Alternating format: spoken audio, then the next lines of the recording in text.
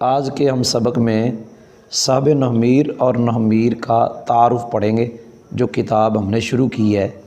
صاحب نحمیر کا نام ہے علی بن محمد بن علی، یہ آپ کا نام ہے۔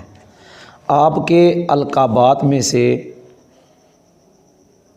ایک لقب تو بڑا مشہور ہے، میر سید، ایک لقب اور بھی ہے السید السند، اور ایک لقب اور ہے سید شریف جرجانی۔ یہ تین آپ کے لقب ہیں۔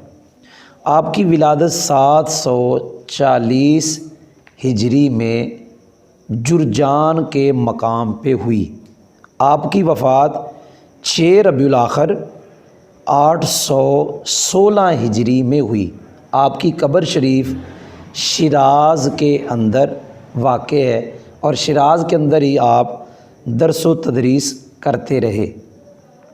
آپ نے 50 کے قریب کتابیں تصنیف کی ہیں۔ ان میں سے ایک کتاب وہ ہے جو ہم پڑھ رہے ہیں، نحمیر۔ نحمیر کتاب آپ کی جوانی کی لکھی ہوئی کتاب ہے۔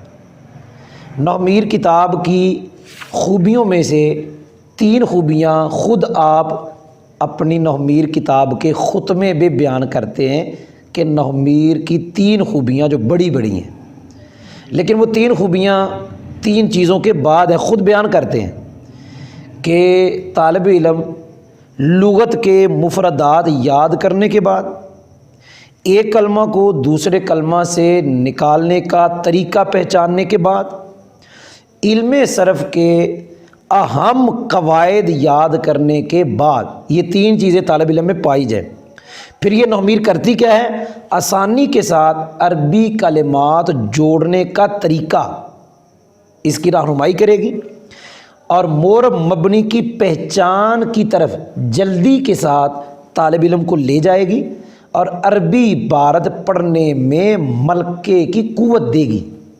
یہ نحمیر کی خوبیاں 3 بیان کی۔ کتنی خوبیاں بیان کی؟ 3۔ نمبر 1 یہ خوبی بیان کی کہ عربی کلمات جوڑنے کا طریقے کی رہنمائی کرے گی۔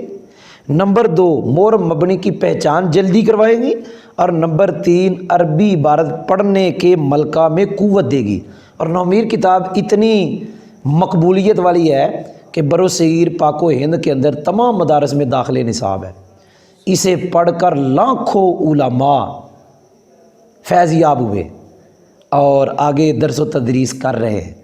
دعا اللہ رب ذوالجلال ہمیں بھی اس سے جو اس کے اندر موتی ہیں وہ جمع کرنے کی توفیق عطا فرمائے۔